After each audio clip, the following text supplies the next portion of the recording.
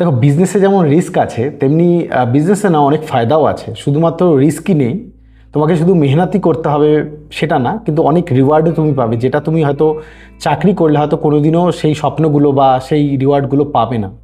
যেমন number one, দেখো, একটা তুমি যদি কোনো চাকরি করো তাহলে তুমি আজকে যদি মনে করো 30,000 টাকা বেতন পাও, কোনো গভর্নমেন্ট জব করছো বা কোনো একটা বেসরকারিতে কাজ করছো, বিশেষ করে গভর্নমেন্ট জব যদি করে থাকো, তাহলে কি হবে, তুমি 30,000 টাকা আজকে বেতন পাচ্ছ, তুমি জানো যে তুমি 10 বছর পর হয়তো তোমার ইনকাম 40 থেকে 45,000 টাকাই হবে, এর থেকে বেশি হবে না। বেড়েছে 8% বা 10% ইনক্রিমেন্ট হয় বছরে, সেই অনুযায়ী আমারও স্যালারি এরকম হবে, তুমি জানো।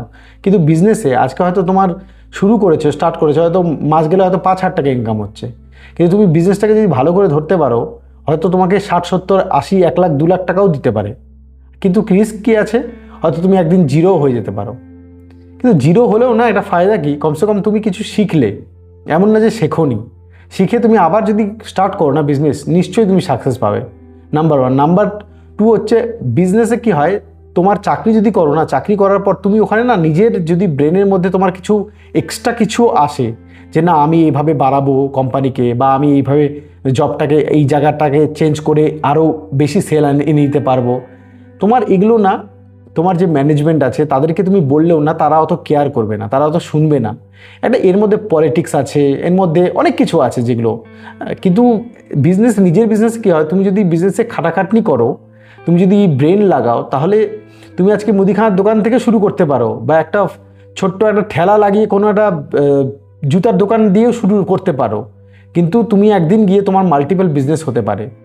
এই অপরচুনিটিটা, তোমার ব্রেন যতটুকু কাজ করবে ততটুকু তুমি তার রিওয়ার্ড পেতে পারো, এটাও একটা।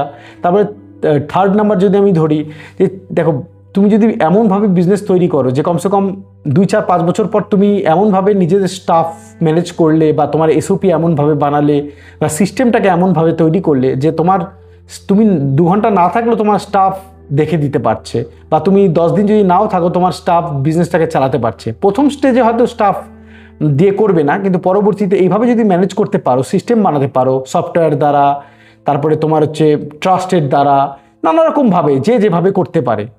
তো বেনিফিট অনেক আছে, কিন্তু রিস্ক তোমাকে নিতে হবে, রিস্কও অনেক আছে। প্রথমের দিকে যদি ভয়ও পাও, কমসে কম চাকরি করতে করতে বিজনেস স্টার্ট করো, যদি বিজনেসে ভালো কিছু দেখছো যে অপরচুনিটি ভালো আছে, তাহলে বিজনেস শুরু করতে পারো, বা ওটাকে ফুল টাইম দিতে পারো।